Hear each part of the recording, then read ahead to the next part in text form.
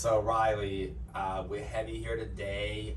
We want you to tell your story about your experience with SuperGroup, and just tell us about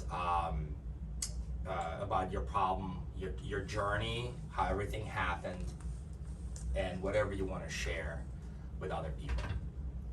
Okay, I'm 26. In 2014, I had a baby. I had some traumatic injuries.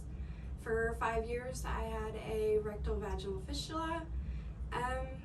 It caused a lot of pain, drainage, and I had to use pads.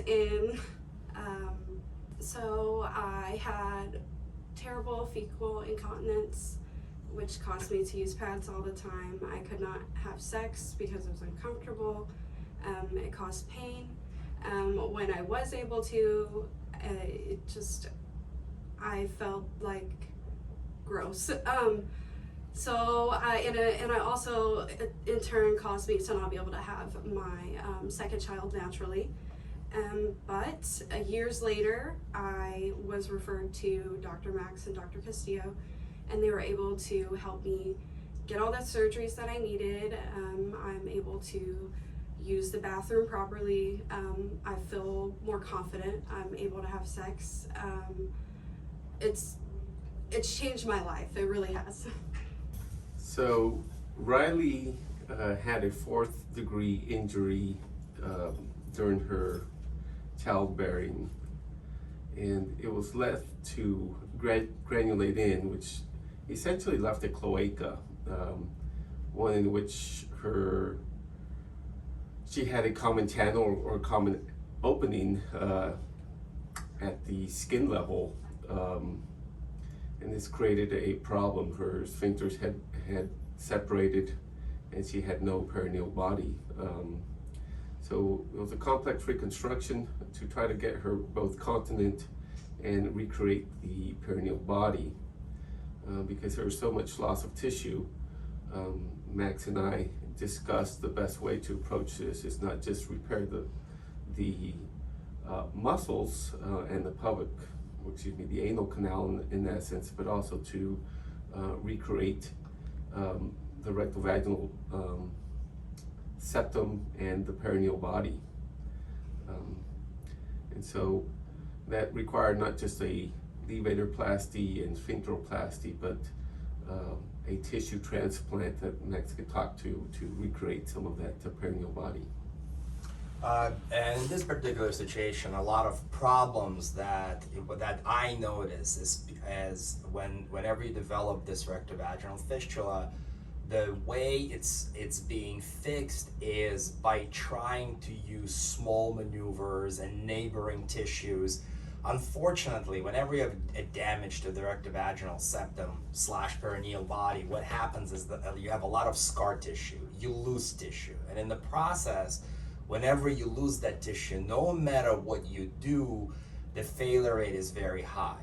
Instead, you do what is the most basic and obvious thing to do.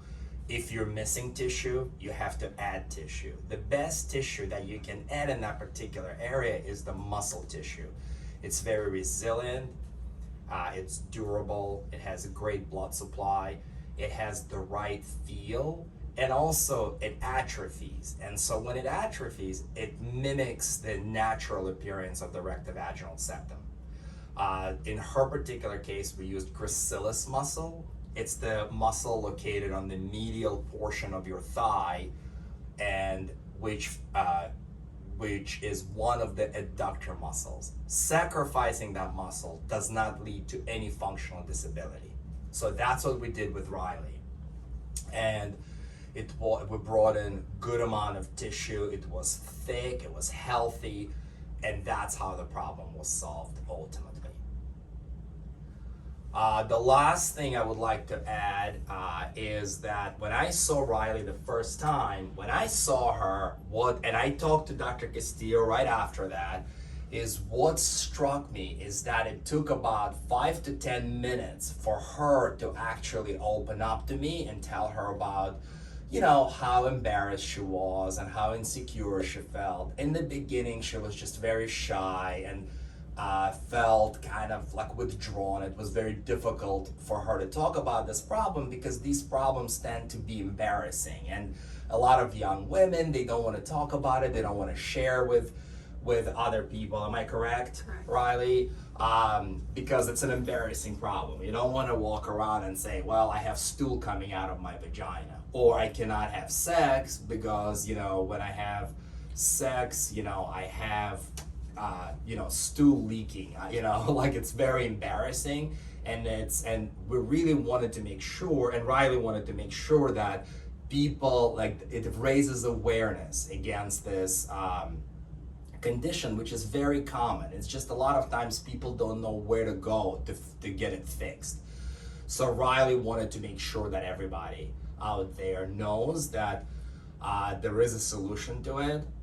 And, you know, our practice, Dr. Castillo practice and my practice, you know, would take care of it.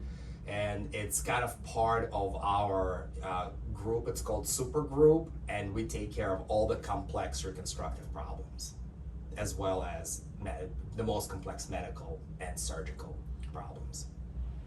Dr. Castillo, anything else? No, I agree with you wholeheartedly. The big issue is getting patients to,